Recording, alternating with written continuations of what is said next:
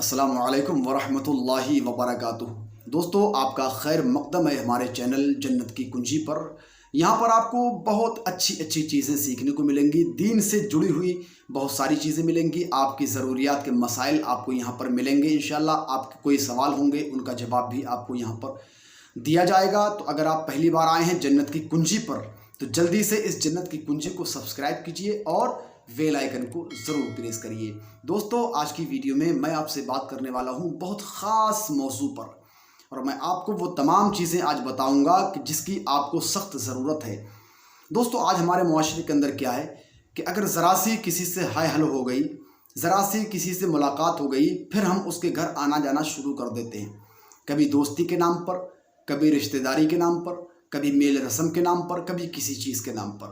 ہم لوگ جب کسی کے گھر جاتے ہیں تو یہ ہماری معاشرے میں اکثر لوگوں کی عادت بن چکی ہے کہ وہ جب کسی کے بھی گھر میں جاتے ہیں اجازت نہیں مانگتے اور فوراً اس کے گھر کے اندر بغیر اجازت داخل ہو جاتے ہیں۔ تو بغیر اجازت کسی کے گھر میں داخل ہونا کیسا ہے، آج کی ویڈیو میں یہی تمام چیزیں میں آپ کو بتانے والا ہوں۔ ایک روایت پڑھ کر سناتا ہوں میں آپ کو۔ حضرت ابو سعید خدری رضی اللہ تعالیٰ عنہ سے مروی ہے کہ ابو موسیٰ اشعری رضی اللہ تعالیٰ عنہ ہمارے پاس آئے اور یہ کہا کہ حضرت عمر رضی اللہ تعالیٰ عنہ نے مجھے بلایا تھا۔ کیا کہا کہ حضرت عمر نے مجھے بلایا تھا۔ میں نے ان کے دروازے پر جا کر 3 مرتبہ سلام کیا، جب جواب نہیں ملا تو واپس چلا آیا۔ جب حضرت عمر رضی اللہ تعالیٰ عنہ سے ملاقات ہوئی تو فرمایا تم آئے کیوں نہیں؟ میں نے کہا میں آیا تو تھا، 3 بار میں نے دروازے پر کھڑے ہو کر سلام کیا، جب جواب نہیں ملا تو میں چلا آیا، کیونکہ رسول عربی صلی اللہ علیہ وسلم نے مجھ سے فرمایا ہے کہ جب کوئی شخص 3 بار اجازت مانگے اور جواب نہ ملے تو واپس جائے۔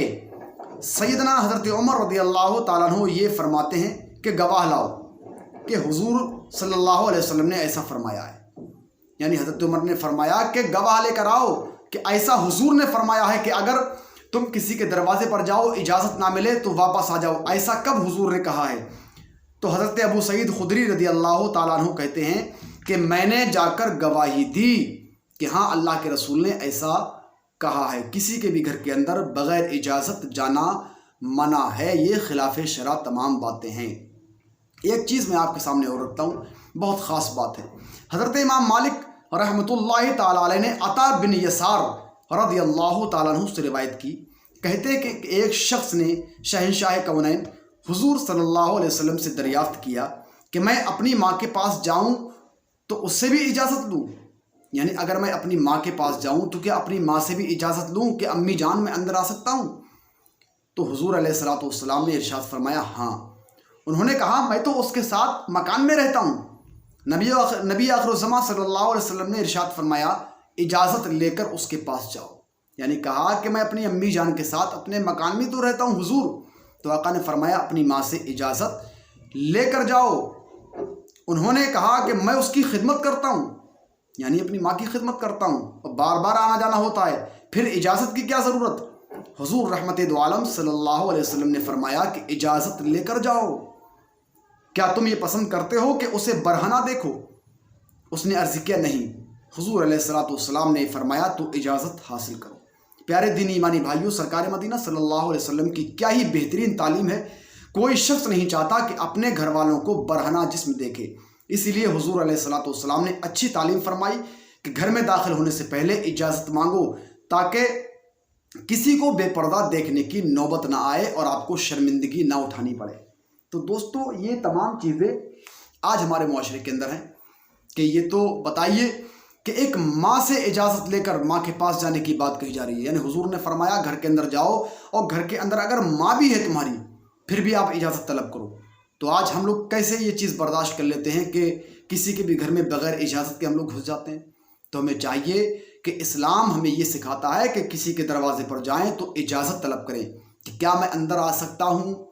آپ نے سلام کیا، 1 بار کیا، 2 بار کیا، 3 بار کیا، جواب نہیں ملا تو آپ کو چاہیے کہ آپ دروازے سے پلٹ جائیں، واپس چلے جائیں، اس کے گھر میں نہ جائیں، اور جب تک آپ کو اجازت نہ ملے آپ اس کے گھر کے اندر نہ جائیں۔ ممکن ہے کہ اس گھر کے اندر کوئی ماں، کوئی بہن، کوئی بیٹی बरहना बैठी हो, नंगे सर हो, जिसके सर पर दुपट्टा ना हो। हालांकि दुपट्टा हमेशा ओढ़ कर रखना चाहिए, लेकिन मुमकिन है कि आपकी नज़र उसके सर पर पड़ जाए, उसके चेहरे पर पड़ जाए। तो ये तमाम चीज़ें आपको अपने जहन के अंदर रखनी है। और आपको ये भी अपने जहन के अंदर रखना है कि जब हम ये चीज़ बर्दाश्त नहीं कर सकते कि हमारे घर के अंदर कोई बग़ैर इजाज़त किया जाए, तो ज़ाहिर सी बात है दूसरा बंदा भी, सामने वाला, इस चीज़ को बर्दाश्त नहीं करेगा। तो मैं समझता हूँ ये तमाम चीज़ें आपको अच्छी लगी होंगी। अल्लाह पाक इन तमाम चीज़ों पर हम सबको अमल करने की तौफीक अता फरमाए, और हम जब भी किसी के दरवाजे पर जाएं तो इजाज़त लेकर घर के अंदर जाने की हम सबको अल्लाह पाक तौफीक अता फरमाए। फ़िलहाल आज की इस वीडियो में इतना ही, और आने वाली वीडियो में बहुत कुछ लेकर आऊँगा आपके लिए इंशाल्लाह मैं।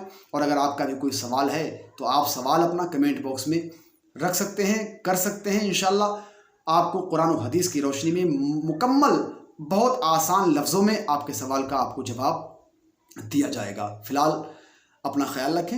अस्सलामु अलैकुम व रहमतुल्लाहि